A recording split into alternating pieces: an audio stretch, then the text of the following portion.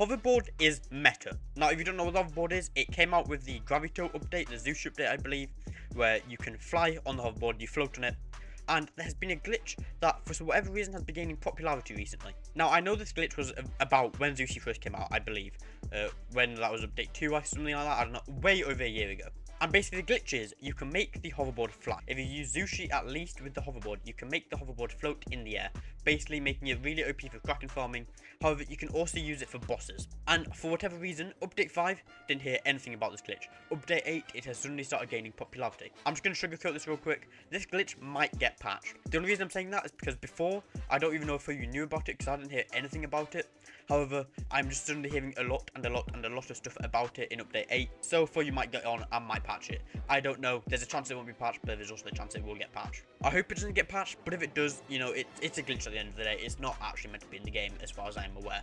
But yeah, if you didn't know, this glitch is really good for Kraken stacking because one, you only need 2 accounts instead of the normal 3 you need, because the hoverboard one is just outside of rough waters, so your anchor or your lure even can still spawn the Krakens really quickly, and in that nearby vicinity that a great Kraken does spawn. Plus, instead of luring them to Crab Cave or even just that bit of desert island, basically they spawn directly underneath the hoverboard, meaning your light ray, if you're using Pika, is going to hit every single time. Whereas if you're at Crab Cave or at the desert island, they might not be exactly in that close by vicinity if you mess up. However, it is very, very hard to mess up using the hoverboard method. I do have a video up if you want to know how to Kraken stack using this hoverboard method. So yeah, you can go check that out if you want to. However, the main reason I'm making this video isn't just because of that, because I saw a TikTok the other day. If I can find it, I will put it on screen now. However, I saw a TikTok the other day where there were these people doing the Colosseum using this hoverboard method. Now, I know that it's a bit hard. The hoverboard can go on land, however, it is a bit hard because some of the early islands, you know, Desert Island in First Sea, that has a little like ramp up so you can easily get the hoverboard on there. However, the most of the islands in Second Sea, if not all of them, all are raised a little bit, so you can't actually get the hoverboard on top without glitching it. For example, you can do the hoverboard flight glitch and you can get it on top of the island, and then you can actually use the hoverboard on land. However, I've seen people do this with the Colosseum raid, as I was about to say. So what you basically do is you start the Colosseum, you have the hoverboard there with you because you've been able to bring it onto land using that flight glitch, and before the Colosseum raid starts, you levitate it up a little bit. So you are just floating above midair, and none of the little NPCs, you know, the ones with the Kiribachis, none of them can hit you. Which means wave 1, 2, 3, and 4 is really, really piss easy. However, this is when it gets started to get a little bit different. The bosses can still technically hit you.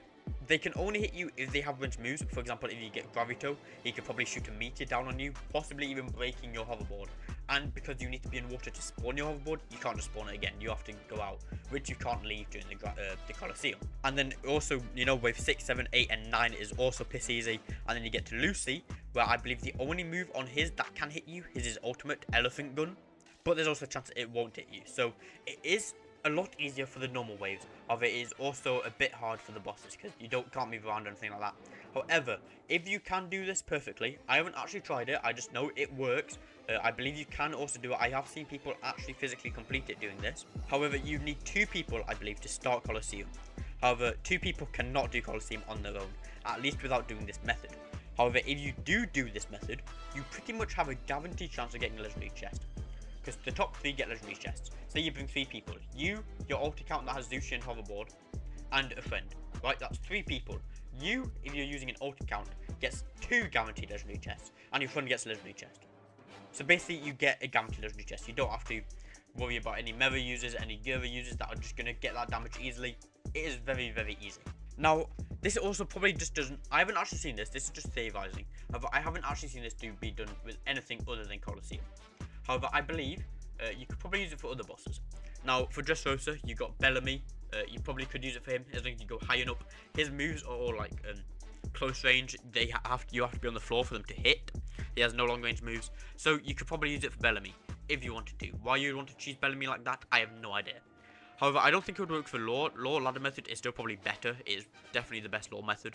And Doflamingo, it could possibly work for Doflamingo, because Doflamingo doesn't really have too much range. I know he has that move that stuns you. It only stuns you. That's fine. He has the birdcage looking move, which could also get to you, but as long as you can recover from it in Geppo, you are fine. So once again, I would still say it could probably work for the Flamingo. Now there's also other bosses like Inel, for example. You know, it's really hard to solo him. It's possible, it's just very hard. Doing this method, I know Inel has a lot of range. However, doing this method, you could possibly solo him really easily. As long as you go high and up enough. Now, once again, I haven't obviously tested this, but if you go high enough up, it might get to the point where he starts trying to come after you. However, he goes too far away, so he just respawns back to his starting position. So you can just say light ray with Pika, and he starts to coming after you. He respawns, for example, if you get what I mean. Now, once again, I haven't actually tested this. I only know this definitely works with Colosseum, and it definitely works with Kraken stacking. Which, once again, I would already say is pretty like OP anyway. However, if you can do it with other bosses, that is just a bonus. Now, if you guys have tried this out with any other bosses, any other second tier bosses, any other first tier bosses, let me know in the comments. Really do. Because is this the new way to farm bosses if you are solo? Because I know there are some solo players playing this game that can't kill bosses, that want to. They might have Hoverboard, they might have Zushi, they might be able to do this. Yeah, this was just the thought that popped in my head last night as a video idea. Just because I've seen it done like a lot with the Colosseum, the Krakens, definitely Krakens. Once again, this glitch could possibly get patched if a lot of people start talking about it, which they have. I haven't really seen many people talk about it before this update. However, I've seen a lot of people talk about it with this update. So it's possible. I thought you might catch on, might realise how OP it is, and decide to patch it. I hope not, but it is a possibility. So I'm just letting you guys know that.